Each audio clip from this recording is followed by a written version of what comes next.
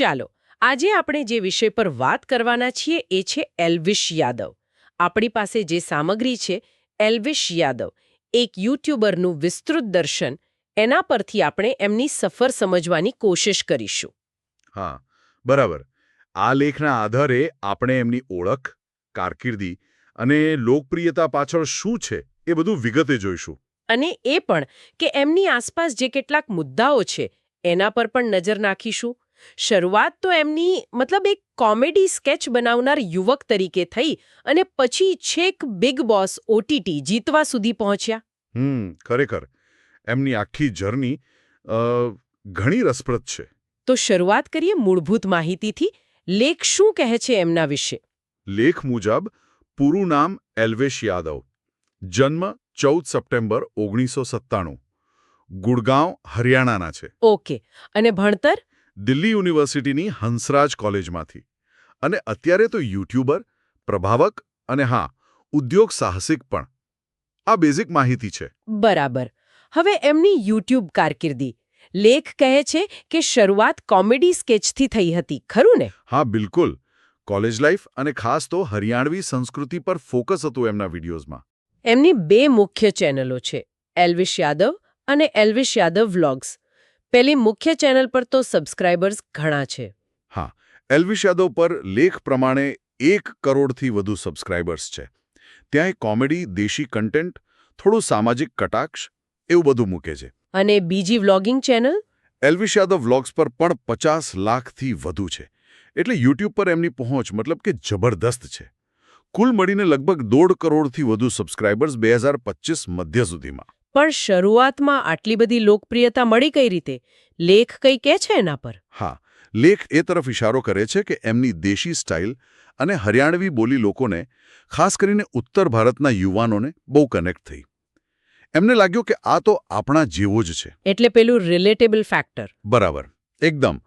પ્રાદેશિકતા અને comic timing, આ બે મુખ્ય કારણો શરૂઆતની સફળતા માટે ગણાવી શકાય. પછી આવ્યો મોટો વળાંક, બિગ બોસ OTT 2023માં. હા, અને એ સિઝન 2ના વિજેતા બન્યા. એ પણ લેખ ખાસ નોંધે છે, પહેલા વાઇલ્ડ કાર્ડ સ્પર્ધક તરીકે જીત્યા. વાઇલ્ડ કાર્ડ એટલે શો શરૂ થયા પછી વચ્ચેથી આવનાર સ્પર્ધક. એ જીતે એ ખરેખર મોટી વાત કહેવાય. ચોક્કસ. લેખ કહે છે એમની જીતમાં એમનું હાજર જવાબીપણું, પોતાના વિચારો સ્પષ્ટ રીતે મૂકવાની રીત અને એમનો ફેન બેઝ. પેલી એલ્વિશ આર્મી. હા, એ જ. એલ્વિશ આર્મીનો બહુ મોટો હાથ હતો. આ ફક્ત ફેન્સ નથી, પણ એકદમ સંગઠિત રીતે ઓનલાઈન સપોર્ટ કરે છે. વોટિંગ હોય કે ટ્રેન્ડિંગ, એમને બહુ મદદ કરી. યુટ્યુબ અને બિગ બોસ સિવાય પણ એમના બીજા સાહસો છે, જેમ કે પેલો ફેશન બ્રાન્ડ સિસ્ટમ. હા, સિસ્ટમ. લેખ જણાવે છે કે એ યુવાનો અને સ્ટ્રીટ સ્ટાઇલને ટાર્ગેટ કરે છે. એલ્વિશની પોતાની ઓનલાઈન ઇમેજ સાથે મેળ ખાયો. અને મ્યુઝિક વિડીયોઝ પણ. હા, એમણે હરિયાણવી અને હિન્દી મ્યુઝિક વિડીયોમાં કામ પણ કર્યું છે અને પ્રોડ્યુસ પણ કર્યા છે. અને એમને લાખો વ્યૂઝ મળ્યા છે. એટલે એ માત્ર કન્ટેન્ટ નથી બનાવતા, પોતાની બ્રાન્ડ બનાવી રહ્યા છે. તો આ બધી વાત પરથી લેખ મુજબ એમની લોકપ્રિયતાના મુખ્ય કારણો શું તારવી શકાય? લેખ મુખ્યત્વે 4 બાબતો પર ભાર મૂકે છે. 1. એમનું કન્ટેન્ટ જે દેશી છે, લોકોને પોતાનું લાગે. બીજું, એમની હરિયાણવી સ્ટાઇલ અને કોમેડી. ત્રીજું, પેલી એલ્વિશ આર્મી, એમના વફાદાર ફેન્સ. બરાબર. અને ચોથું, એમની strong social media presence. Instagram પર જ 1.2 કરોડથી વધુ ફોલોઅર્સ છે.